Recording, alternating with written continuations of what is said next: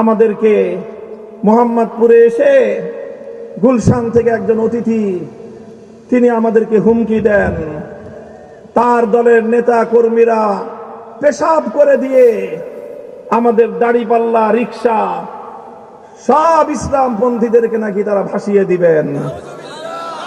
আমি মোহাম্মদপুরের মানুষের কাছে এর বিচার চাই। আপনারা এর বিচার করবেন।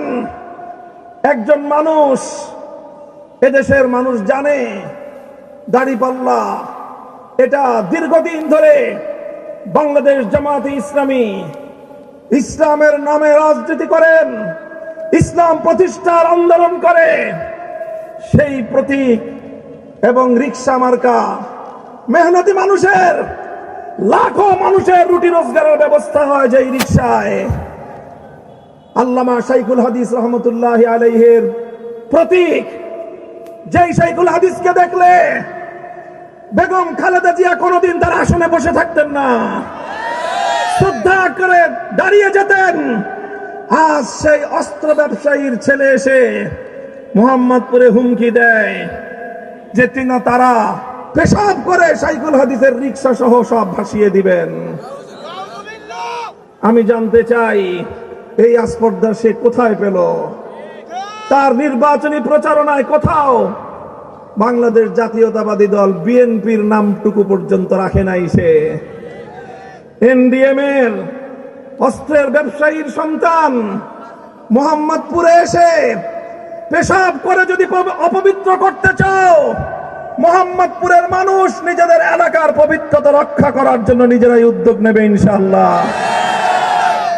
আমি আপনাদেরকে বলতে চাই, ইনশাআল্লাহ আপনারা যদি আমাকে ভোট দিয়ে নির্বাচিত করেন, আমি জাতীয় সংসদে গিয়ে আল্লাহর কোরআনের কথাগুলো তুলে ধরবো ইনশাআল্লাহ।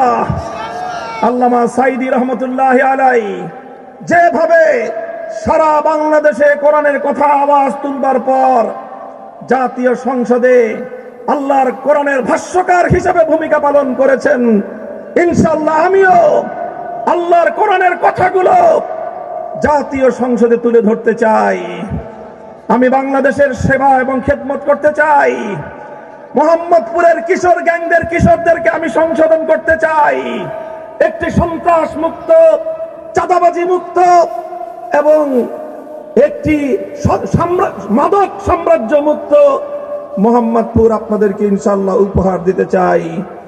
মোহাম্মদপুরের মা বোনেরা, আপনাদের অনেক আবদার, অনেক দাবি দাবা রয়েছে, সব কথা বলার সময় নেই। নির্বাচিত হলে অন্তত আমাদের এই বৃহত্তর মোহাম্মদপুরের মধ্যে শুধু মা বোনদের জন্য নিরাপদে বিচরণ করার জন্য এবং বিনোদনের জন্য একটি সুন্দর এমন একটি পার্ক তৈরি করব ইনশাআল্লাহ, যেখানে নিরাপদে আমাদের মা বোনেরা সকাল সন্ধ্যা একত্রিত হতে পারবেন, সামাজিক কর্মকাণ্ডে মিলিত হতে পারবেন এবং তাদের জন্য নিরাপদ পরিবেশে তারা সেখানে বিনোদন এবং পায়চারি করতে পারবেন ইনশাআল্লাহ।